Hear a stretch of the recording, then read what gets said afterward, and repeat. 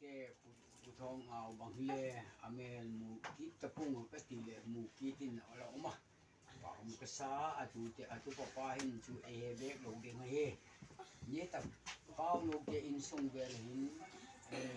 ke hi au nau ka ye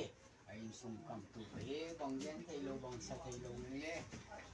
hun cham khat te hoi bang bang yen ti ka do ye ken jani dung velin le kangai to a thi ni sung vel khan le pu te hoi khat le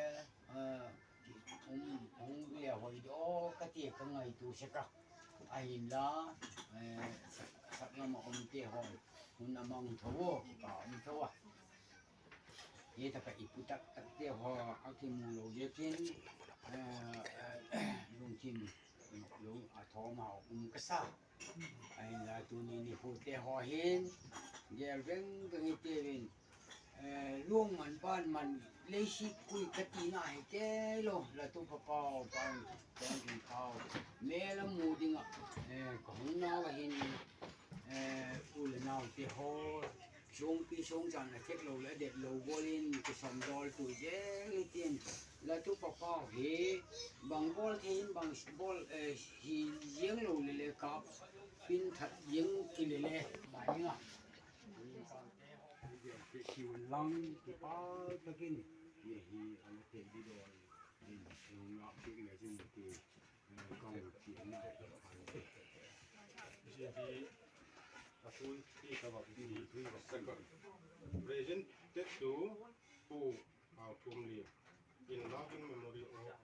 el tong tu pa.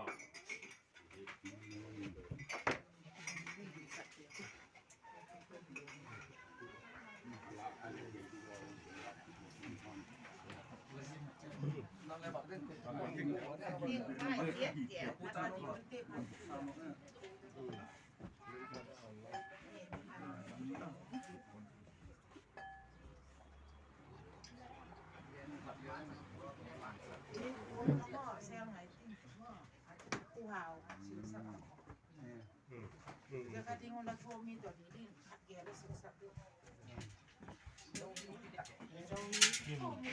tuôn cái hồ mình chỗ này nói đi